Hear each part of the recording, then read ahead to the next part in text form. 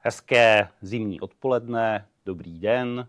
Vítám vás u dnešního webináře na téma Lumnio, na kterém vám budeme představovat novinky, které jsme si pro vás na zimu připravili. Mé jméno je Robert Paskovský a se mnou ve studiu je Ondřej Barva, dobrý den.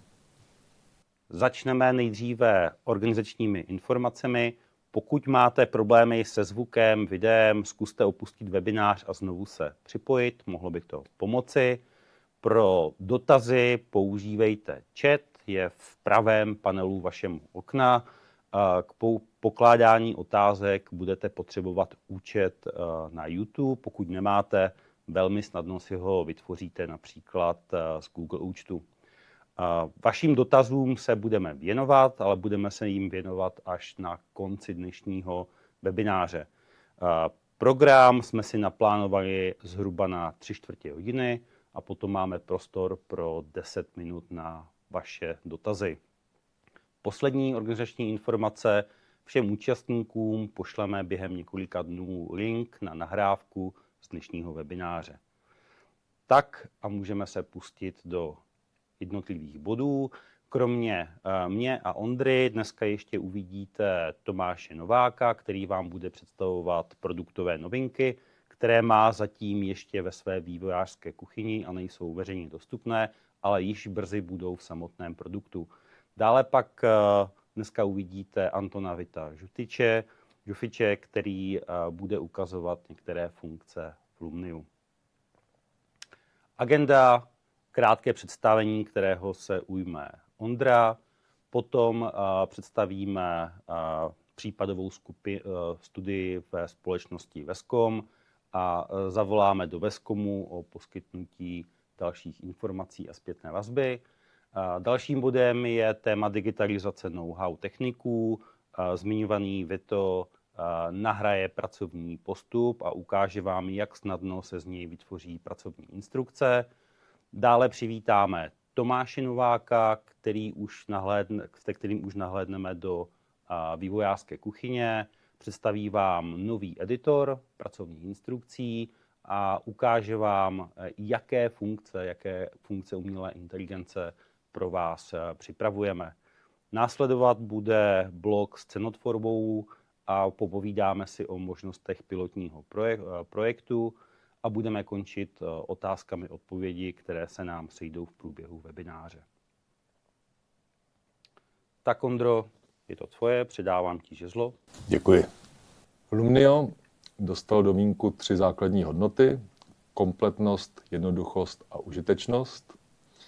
Vidíte, že podtržená je ta jednoduchost. Je to něco, co si neustále připomínáme, protože si myslíme, že aby došlo k úspěšné adopci v rámci firem, tak je potřeba, aby samotný nástroj nepřidělával víc práce samotným lidem, ale aby jim opravdu pomáhal.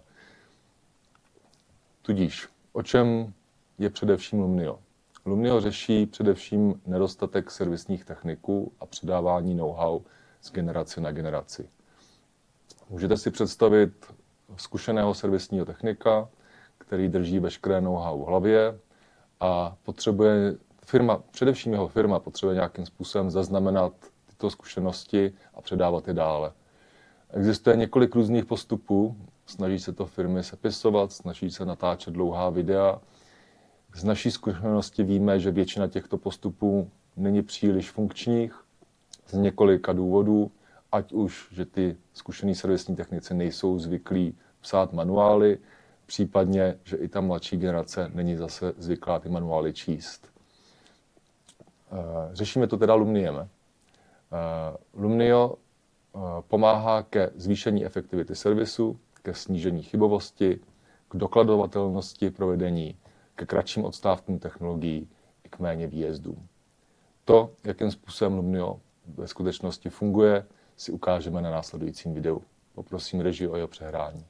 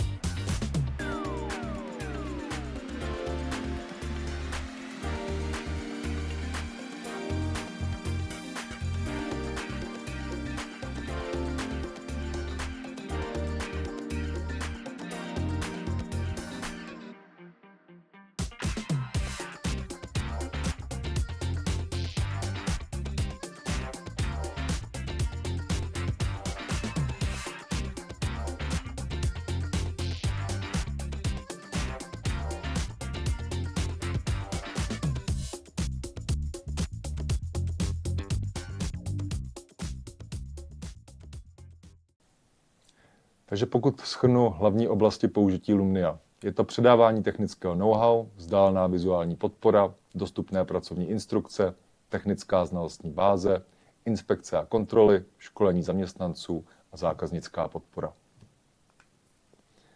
Teď si něco řekneme o podporovaných zařízeních. Jsou to především mobily a tablety, jak iOS, tak Android. Totiž každý servisní technik si to může stáhnout aplikaci z App Store a může ji mít v kapse. V rámci dalších zařízeních na základě zpětné vazby od zákazníků se nám nejvíce osvědčily brýle RealWear jako použitelný hardware pro servisní techniky. O těch si nyní řekneme něco více. Poprosím Roberta, aby nám RealWeary našel a řekneme si hlavní přínosy. Já se natáhnu. Začnu povídat, když tak je doplň, pokud bych na něco zapomněl. Chytré brýle RealWear, říkám chytré brýle, ale tak úplně pravda to není. Je to takový nositelný tablet. Tady vepředu, před okem, je displej, který je malinkatý, ale tím, když si ho dáte před oko, tak vlastně naprosto čitelně vidíte obraz jako nějaký větší obrazovka tabletu. Ty brýle se ovládají hlasem. Já mám tyhle brýle přepnuty do češtiny. Když na ty brýle mluvím nebo budu mluvit, tak mě budou skvěle poslouchat. Jdou přepnout do různých světových jazyků, i do jazyků, odkud máme v českém průmyslu pomocné pracovníky techniky typu polština, ukrajinština a podobně. Ty brýle zde vepředu mají kameru, dostatečně kvalitní na to, aby byl přenos HD videa někam do zázemí, když mi někdo potřebuje pomoct. Tyhle ty mají taky termokameru. Výdrž baterie. Výrobce udává celou směnu, 8-9 hodin. Ze zkušeností víme, že tomu tak úplně není. Pokud budeme si volat o vzdálenou podporu, pojede videopřenos, tak vydrží ty 2,5, max 3 hodiny. Co je ale fajn, za chodu jde vyndat baterka hotswapem, vrátit zpátky nabitá a vlastně neomezeně můžete ty brýle potom používat.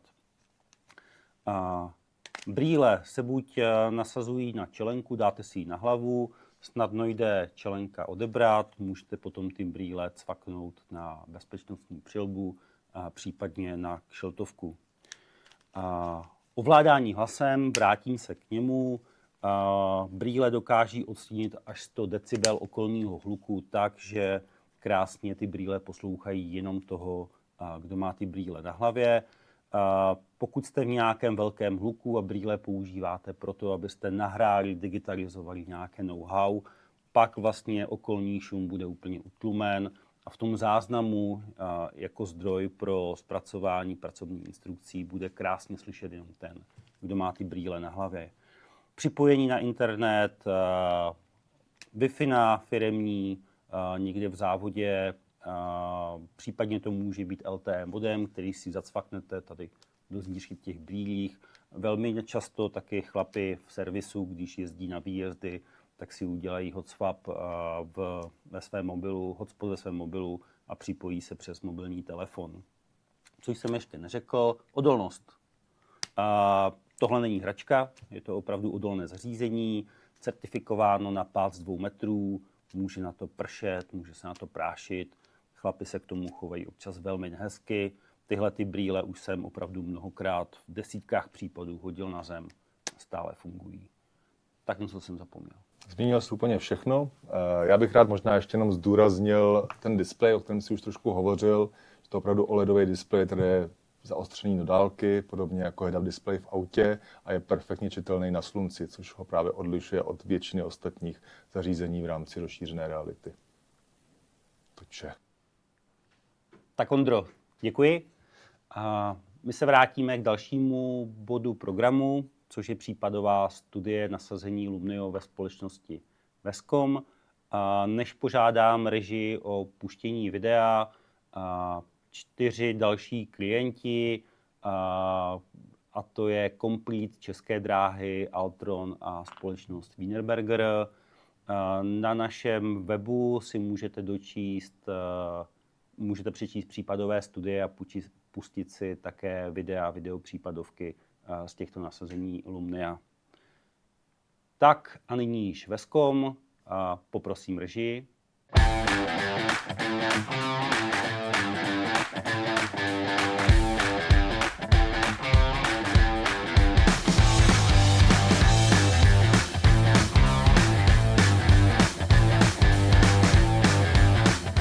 Vescom je předním dodavatelem v oblasti stlačeného vzduchu, průmyslového chlazení a tepelných čerpadel.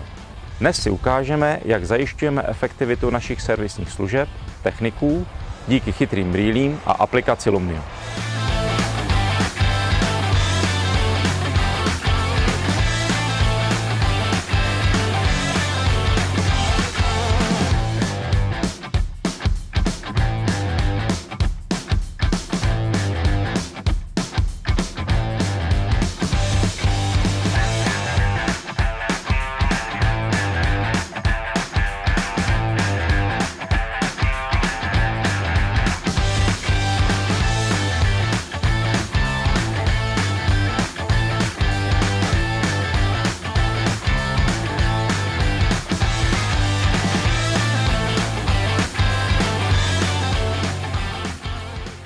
Díky použití řešení Lumnio si servisní technici mohou zavolat dispečink o pomoc.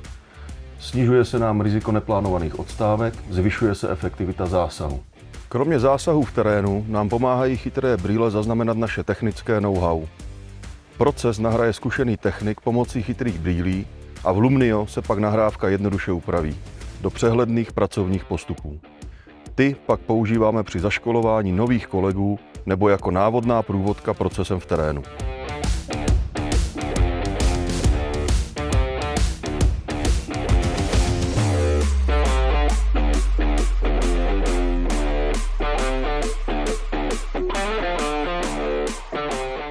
Naším cílem je poskytovat zákazníkům efektivní a spolehlivá řešení pro jejich provozy a domácnosti.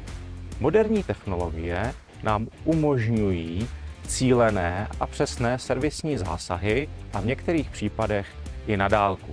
Díky tomu můžeme naše techniky podporovat na dálku, školit nové kolegy a našim zákazníkům poskytnout tu nejlepší možnou péči. Lumnio je budoucnost servisu a my jsme jejich součástí.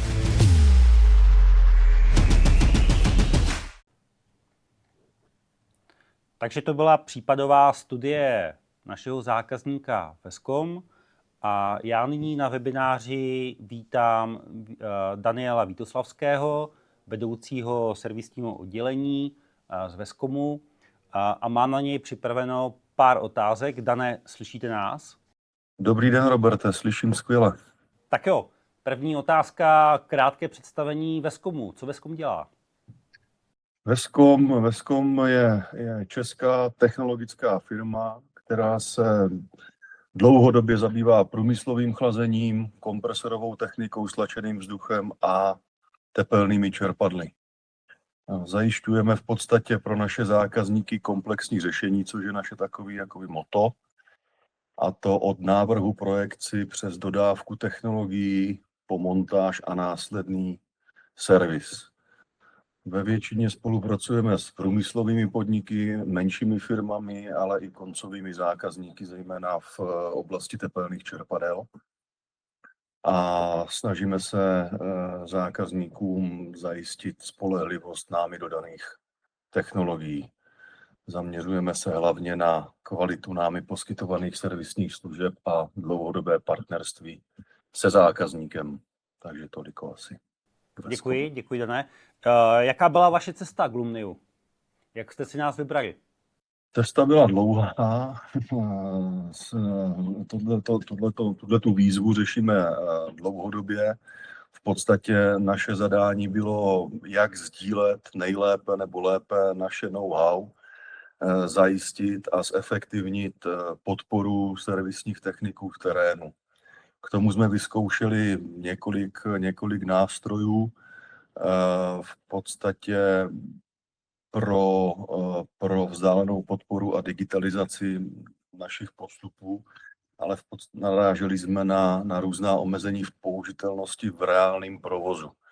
Takže nakonec po našem dlouhým hledání jsme vlastně skončili u Lumnia, kde jsme viděli potenciál kombinaci vlastně chytrých brýlí a platformy pro práci s návody a postupy.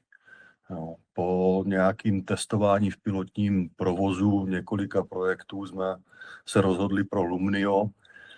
Nasadili jsme ho jako standardní nástroj vlastně pro vybraný servisní scénáře a práce. Takže tak.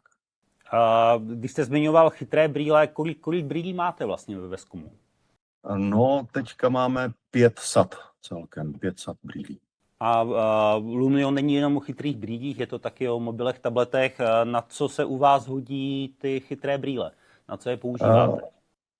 Chytré brýle používáme hlavně v terénu proto, abychom uvolnili technikům ruce, mohli sdílet s nimi to naše know-how, které máme, a přenášíme ho vlastně do nějakých praktických pracovních postupů.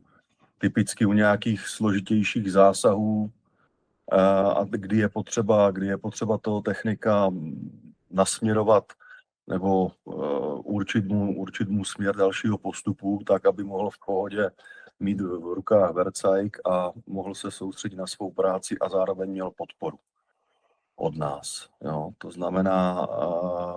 znamená, buď to je to jasný stručný krokový návod přímo v místě toho zásahu, kdy ten technik postupuje podle návodu. A další věc je vzdálená podpora, kdy vlastně jsme schopni využít seniorního technika nebo specialistů, ke kterých se připojí vlastně na brýle kolegy v terénu a dokáže ho v reálném čase navigovat, pomoct mu s diagnostikou, s opravou. Jo, díky tomu se nám vlastně zkracuje doba diagnostik, snižujeme počty výjezdů těch specialistů, kdy vlastně můžeme rozprostřít pro vícero kolegů v reálném čase. Děkuji. Jak vlastně ty chytré brýle přijímají seniornější pracovníci, teď myslím věkem? Ze zkušenosti velmi často mají problém psát nějakou jako dokumentaci provozní, nebo už jsou otrávení z toho, že zaškolují stále nové a nové lidi, nováčky. Jak se u vás smířili, nebo jak využívají chytré brýle? Nevadí jim? Je to víceméně všude, naráží to na stejné bariéry, které jste teďka jmenoval.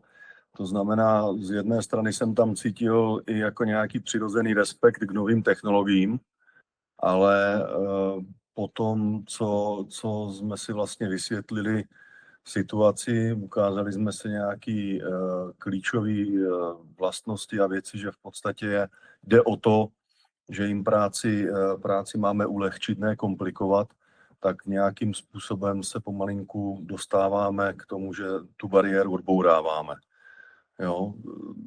Hodně pomohlo, když v podstatě zjistili, že díky brýlím a Lumniu máme okamžitě online přístup k postupům, k návodům a v případě nějaké nejistoty nebo potřeby, i když to jsou starší kolegové, tak víceméně kvitují možnost rychlého zavolání si o podporu a tím jsme to postupně jakoby tak nějak odbourali a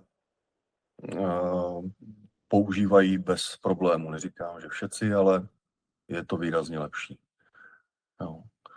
Potom dál nám to jakoby pomáhá i v zaškolování těch nových techniků, kdy vlastně to, co jste zmínil, že mají určitý odpor k tomu zaškolovat neustále dokola nové a mladé techniky. Takhle uděláme návod, postup a v podstatě se ten návod, to zaškolení sdílí krz ty brýle, takže to jim taky určitě pomohlo překonat ten odpor nebo tu bariéru. Jo. A dneska jsme v situaci, kdy to používají jak mladší technici, tak zkušenější a každý si v tom víceméně najde nějaký svůj přínos. Dané, já vám moc děkuju, že jste se připojil na náš webinář. A budeme pokračovat novými funkcemi, o kterých drobně víte, nový editor a funkce umělé inteligence pro přípravu pracovních postupů. tak věřím, že se brzy uvidíme a že se vám to bude líbit. Děkujeme vám, Dané, za připojení. Já se těším. Díky moc. Hezký den. Naschledanou. Vám taky. Dané, děkuji za telefonát a za dosavadní důvěru a dostáváme se k dalšímu bodu programu webináře a to je ukázka digitalizace know-how. Já se podívám, jestli už máme Vita připraveného. Máme. Vito, prosím tě, je to tvoje. Ukaž nám, co dokáže Lumnio. Díky, Roberte. No, já jsem tady dostal za úkol si něco vytisknout, ale zdá se, že se něco pokazilo. A občas se to stává, takže jsem si řekl, že když už to opravím, tak to hned natočím, udělám z toho pracovní postup pro své kolegy. Takže jdu na nahrát pracovní postup. Tady si vyberu asi jméno nahrávky, je v pořádku, nebudu to moc řešit, jenom si poupravím brýle. A řeknu připravit k nahrávání. Tak, teď už myslím, jako, jak to budu dělat. Takže řeknu hned nahrát video. První krok bude kouknout se na kód chyby, který se zobrazuje na displeji. Takže se kouknu, vyfotit. Už vím, že to je nějak dozadu, takže další krok. Další krok, který bude nějak otevření zadního panelu. Takže tady chytnu zadržku, trochu to potáhnu. Tak. Vyfotit. Další krok. Tak, tady už vidím, kde je ten papír a vyfotil jsem to, takže vím, v čem je problém a teď ho vytáhnu. Tak. Patrně. Tak. Zdá se, že je všechno v pořádku. Papír zatím odhodím. A další krok. Další krok. Tak, zase, že je všechno v pořádku. Už žádný další papír nevidím. Tak zavírám tyto dveře. Další krok. Nakonec zavírám i zadní kryt. Super. Vyfotit. Další krok. Tak, printer se už inicializuje. Zdá se, že je všechno v pořádku, ale když už jsem u toho, raději si ověřím, že je všechno, jak má být. Takže proto otevřu kryt. Stisknutím tlačítka tady. Vyfotit. Tak. Další krok. Potom, co jsem otevřel kryt, vytáhnu kryt z tonery. Zdá se, že jeden chybí. Vyfotit. Tak, přitom najdu další. Ji mám tady. Vyfotit. A kouknu se, aby byl další krok. Kouknu se, aby byl ve správné poloze. Tak, zdá se, že to je tohle. Tak. Vyfotit. Další krok. Tak, teď už, když to mám, tak to můžu pěkně zasunout. Vyfotit, abych zdokumentoval, že jsem to vážně udělal. Další krok. A zavřu i tento panel. Tak. Vyfotit. Další krok. Tak chvilku teď počkáme, aby se printer zase nainicializoval a připravil na práci. Takhle to bude vypadat. Vyfotit. Další krok.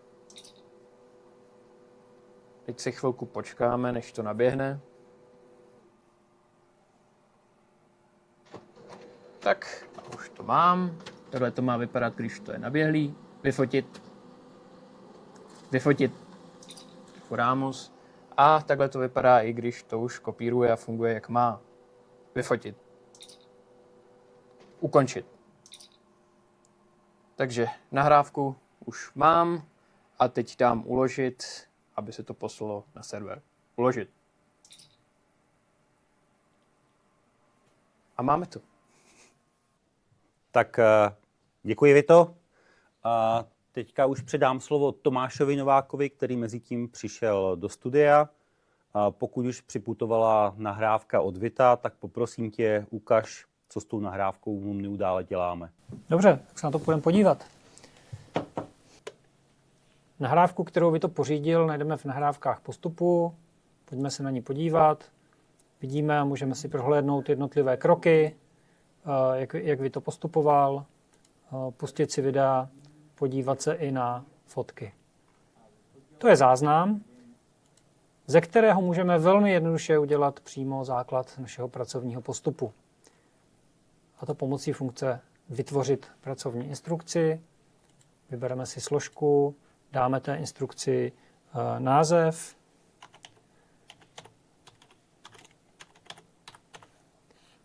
A necháme Lumnio vytvořit z té nahrávky strukturovaný postup krok za krokem. Postup máme vytvořený a jak vidíte, jednotlivé kroky, tak jak je Vito nahrál během toho záznamu, tak se nám vytvořily jako kroky toho postupu, včetně obrázků, fotek, které pořídil, i videí, které nahrál. A takto máme připravený základ toho našeho postupu. Jediné, co zatím zbývá udělat ručně, je doplnit kroky toho postupu, doplnit k ním texty, případně nějaké další kroky, které v té nahrávce nejsou, abych něco zdokumentoval, abych vybral nějakou hodnotu podle toho, co vidím na displeji a tak dále.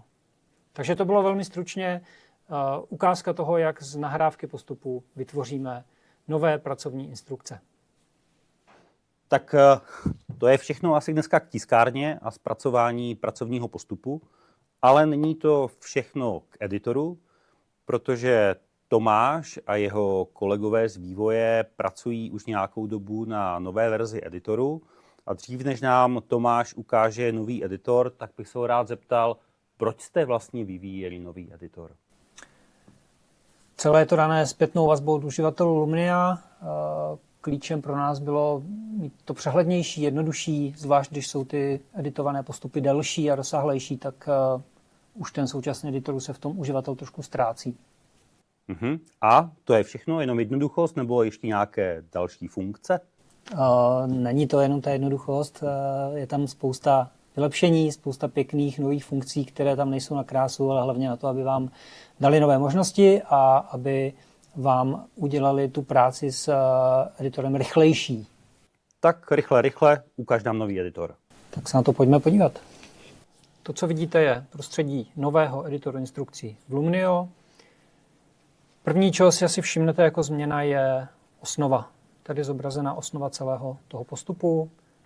Ta osnova nejenom, že tady slouží jako náhled, ale vlastně neustále vám ukazuje, kde se v tom postupu nacházíte. Zároveň tam přibylo číslování, takže je velmi snadné potom, i když ty instrukce provádíte, tak se odkazovat na konkrétní krok i jeho číslem. A co je ještě důležité, dají se tady velmi snadno potom ty kroky třeba přesouvat přetažením myši. Pokud je ten postup delší, je možné ty jednotlivé sekce takhle zbalit, rozbalit a nebo se na ně přesunout. Takže to je osnova. Pojďme se podívat na ten samotný editor, to je ta část vpravo. V začátku je hlavička těch instrukcí a to, co je zajímavé, nové, co tam přibylo, tak je nářadí a materiál potřebný pro dokončení toho postupu. Takže můžete specifikovat, vybrat z evidence, která nám tady přibyla, jaké nářadí, případně jaký materiál budeme potřebovat pro to, abychom úspěšně dokončili tento postup. Myslím si, že baterie by nám tam mohla stačit jenom jedna. Kromě nářadí a materiálu můžeme specifikovat i personál, to znamená, jaké profese budeme třeba potřebovat a kolik lidí pro dokončení toho postupu. To tady pro naši ukázku nebude potřeba. Pojďme dál na jednotlivé kroky. Hned v prvním kroku vidíme, že to nářadí nemusí být použito pouze k celému postupu, ale i k jednotlivým krokům. Takže pak můžeme říct, že proto, abychom si tady nachystali všechno to, co vidíme na obrázku, tak budeme potřebovat toto nářadí. Na dalším kroku si můžeme ukázat další novinku, další vylepšení těch postupů, a to jsou takové styly, typy textu, kdy můžeme odlišit běžný text instrukce, který nám říká, co máme dělat, od nějaké poznámky, upozornění anebo takového důrazného, výrazného varování. Potom při procházení, při provádění toho postupu je ten text úplně stejně označen barevným textem, takže a v případě třeba varování i vykřičníkem, ikonami, takže je to velmi pěkně vidět. Další příklad novinky, kterou máme v editoru instrukcí, tak je odkaz na jiné instrukce. V té předchozí, vlastně současné verzi Lumnia jsou ty instrukce samostatné. Nově tam máme vazby, takže je možné se z jedných instrukcí odkázat na další, které vlastně jsou takové podinstrukce, a když je člověk dokončí, tak se vrátí zpátky na ty, ze kterých přišel. Příklad, často se to používá třeba na přípravné práce, v tomto případě skládání stavebnice, tak je to demonstrováno na tom, že pokud jste úplný nováček a nikdy jste s tou stavebnicí nepracovali, tak si můžete na úvod projít postup základy práce s tou stavebnicí, a jak vidíte, tady se odkazujeme na jiný postup, do kterého vás to zavede a ze kterého se potom vrátíte v tom provádění zase zpátky do toho hlavního postupu. Posuneme se kousek dál a na třeba tomto kroku, který slouží k tomu, abychom zaznamenali nějaká média, to znamená pořídili fotku nebo video toho, co se nám tady v té stavebnici třeba podařilo postavit, tak zase došlo k nějakému vylepšení, a to, že můžeme specifikovat, jaké typy médií povolíme tomu uživateli pořizovat, takže třeba jenom fotit, pokud bych vypnul tady to video, a taky jaký je povinný minimální počet, to znamená, pokud nepořídí ani jednu fotku, nemůže jít z toho kroku dál. Média můžete přímo v editoru instrukcí upravit, že třeba můžeme přistoupit a tady střihnout to video, které je moc dlouhé, tak ho kousek ořežeme a ten hotový klip potvrdíme, uložíme. Takže ho máme oříznuté, nemuseli jsme si to nikam stahovat. To zůstalo stejné, jako jste na to zvyklí z té současné verze Lumnio. Pojďme dál ještě na pár novinek. Já se tady v osnově přesunu a jak vidíte, automaticky se mi to naskroluje i v té části editoru na krok, na které vám chci ukázat další novinku, a to jsou povinné hodnoty. U kroků, ve kterých uživatel zadává nějaké hodnoty, ať už jsou to čísla, texty, anebo odpovědi na otázku ano, ne, případně výběr nějakých hodnot z předem definovaného seznamu, tak je možné označit ty kroky jako povinné. Zase to znamená, že během provádění ten uživatel nemůže jít dál, dokud na tu otázku neodpoví. Nemůže to nechat bez odpovědi.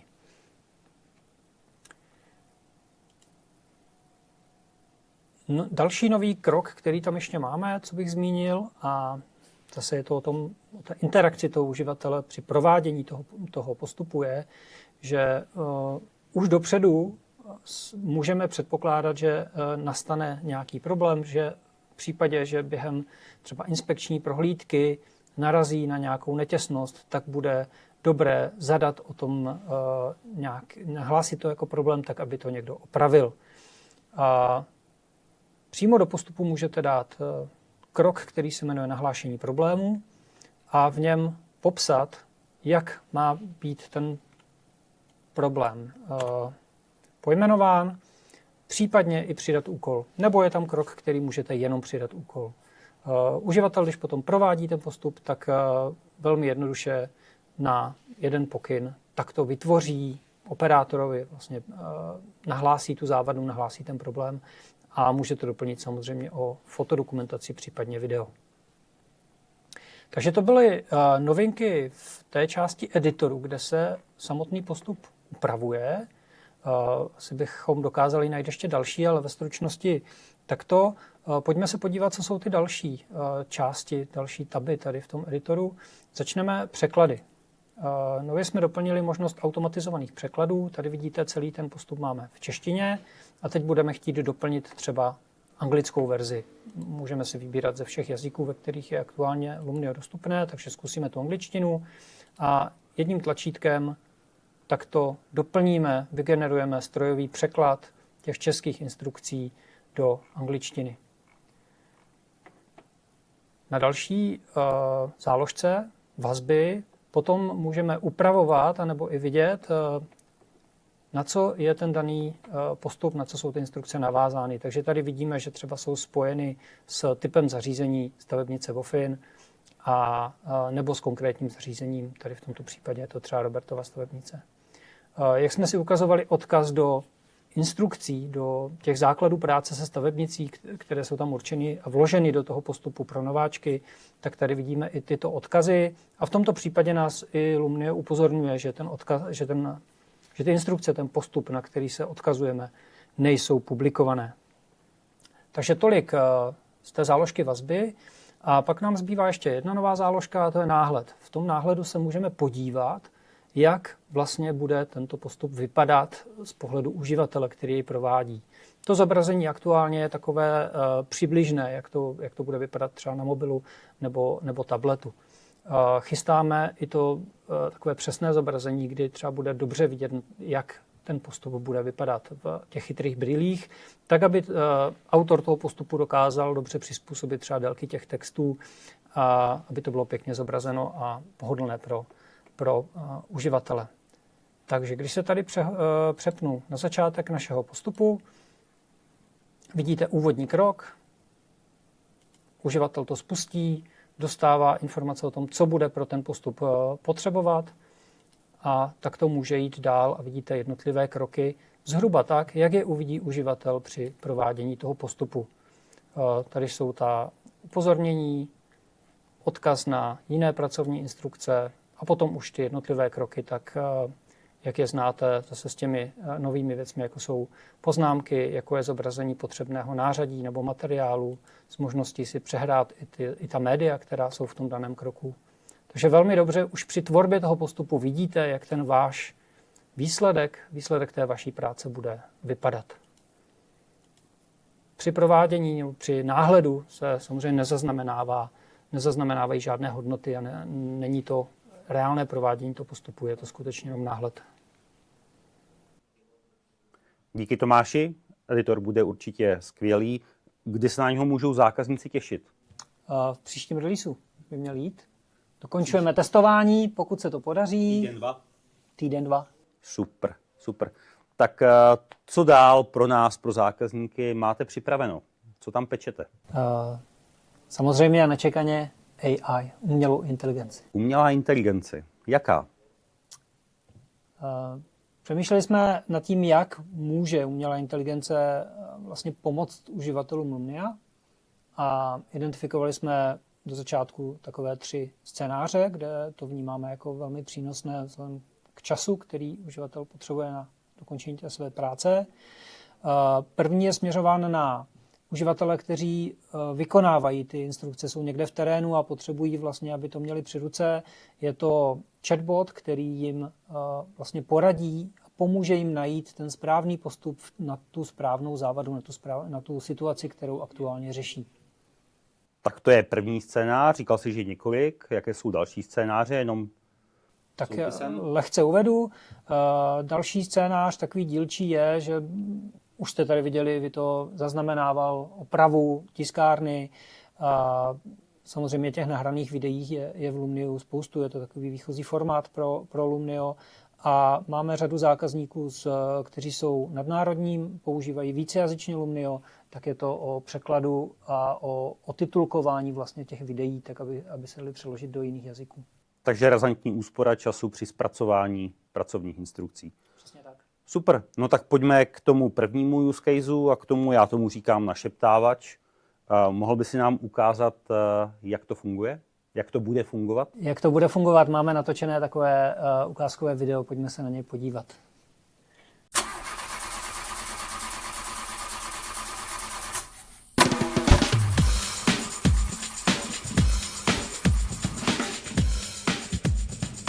Ahoj Lumnio, když otočím klíčkem, auto nenastartuje.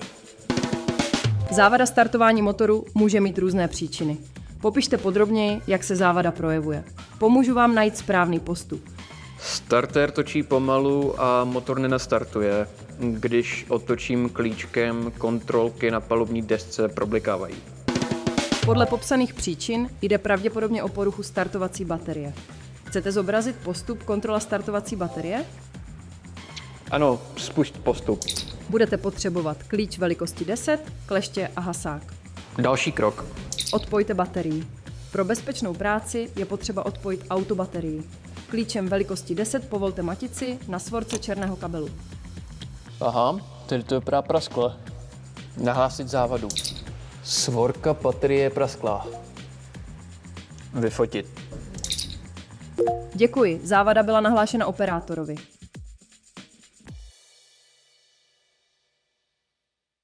Tak to byla ukázka chatbota. A já se ještě znova vrátím k tomu, co tam pečete ve vývoji. Čím se ještě chcete pochlubit brzo zákazníkům? Co ještě připravujete? No, my se nechceme ani tak chlubit, my jim chceme pomoct. To je jako naše ambice. A připravujeme takovou větší věc z hlediska právě té pomoci, která jim uspoří opravdu hodně času. A to je, že když do Lumnia nahrajete video, které si pořídíte jakýmkoliv způsobem, které zaznamenává ten postup, co děláte, můžete to zachytit přímo v Lumniu aplikaci, třeba těmi brýlemi, jak to dělal Vito, tak na jedno tlačítko vám to připraví z toho videa, z toho, co v něm vidí a slyší ta umělá inteligence, tak připraví rovnou strukturovaný pracovní postup, krok za krokem, včetně vystřižených těch úseků, videí, které jsou pro každý ten krok relevantní, případně fotky, pokud je tam nějaký moment, který to dobře ilustruje. Takže ten čas, který stráví uživatel dneska ořezáváním, stříháním těch videí, popisováním těch kroků, se významně zkrátí. Takže mi chceš říct, že pokud se nahraje někde v provozu třeba hodinové video z nějaké operace, že budete umět sestříhat pracovní postup krok za krokem tak, aby to zvládl každý nováček? Přesně tak. Skvěle. Tak na to už se těšíme. Děkuji, Tomáši. Můžeš se vrátit ke svým kolegům a pokračovat ve vývoji skvělých nových AI funkcí. A my se teď společně dostáváme k dalšímu bodu programu. A to je cenotvorba. Cenotvorba je stejně jednoduchá, jako jsme chtěli jednoduchý produkt. Máme jednu cenovku, jednu částku za uživatele a měsíc, 1250 korun. Přičemž to není uživatel, licencujeme také zařízení, takže například můžete licencovat chytré brýle a s těmi brýlemi potom můžou pracovat vaši zaměstnanci, byť by neměli licence. Součástí licence je vlastně všechno, neomezené volání, neomezené počty pracovních postupů, úložiště, stačí si koupit licenci a nic dalšího nepotřebujete. Minimální počet uživatelů je 5. Pokud by vás zajímalo, kolik stojí samotné chytré brýle, které jsme tady s Ondrou na začátku webináře ukazovali, cenovka někde kolem 2900 € a záleží na to, jaké komponenty, jaké moduly si k těm brýlím pořídíte. To, co nově umíme k brýle poskytnout jako službu v rámci licence.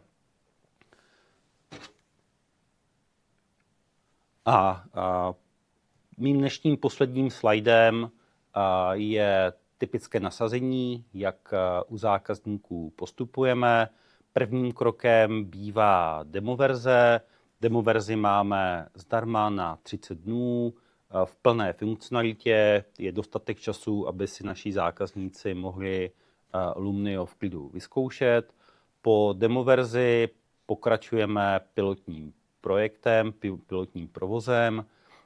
Pilotní provoz typicky 3, 5, max 6 měsíců. Vždy si vybereme úzký projektový tým, kombinace seniorních, zkušených techniků a nováčků. Vybereme si nějaké zařízení, stroj, část linky a pro toto vybavení zpracováváme pracovní postupy, pracovní instrukce. Nadefinujeme si plán vzdálené podpory, využívání jednotlivých funkcí Lumnio a v průběhu toho pilotního provozu pravidelně máme projektové schůzky, vyhodnocujeme provoz a vlastně pomáháme firmě, se kterou pilotní provoz provozujeme, aby vlastně vyzkoušeli všechny funkce a zjistili přínosy pro svoji společnost. Na konci zpracujeme manažerskou prezentaci, včetně zpracování ROIky, návratnosti po zavedení Lumnio a teprve poté, když si to všechno sedne, spočítá se, vyhodnotí, postupujeme velkým projektem a rolloutem do celé společnosti. Tak to byl nyní můj poslední slide a dostáváme se k odpovědím na vaše otázky.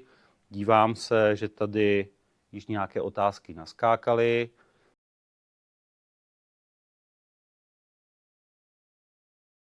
Tady otázku jednu je od Johna, to bude nějaký alias. Nabízíte online demo, bylo by případně možné domluvit se na ukázce ve společnosti, třeba v lednu.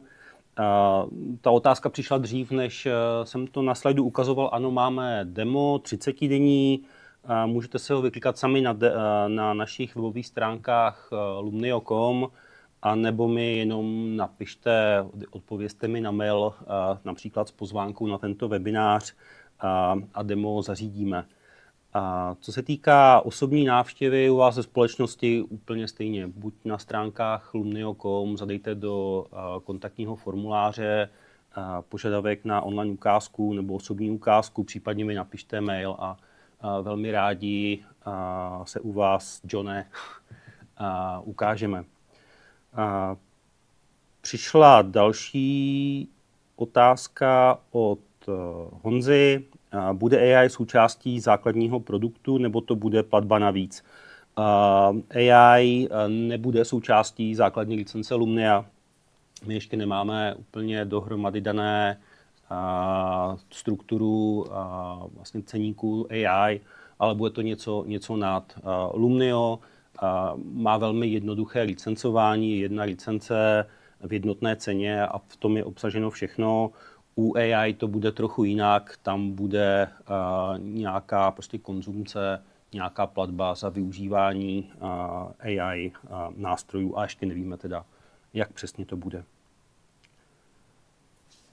Tak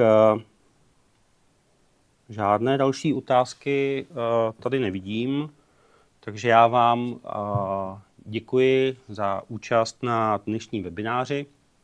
Budeme se těšit na dalších webinářích nebo na osobních návštěvách, pokud se nám ozvete, případně jsme velmi často účastníky konferencí nebo seminářů.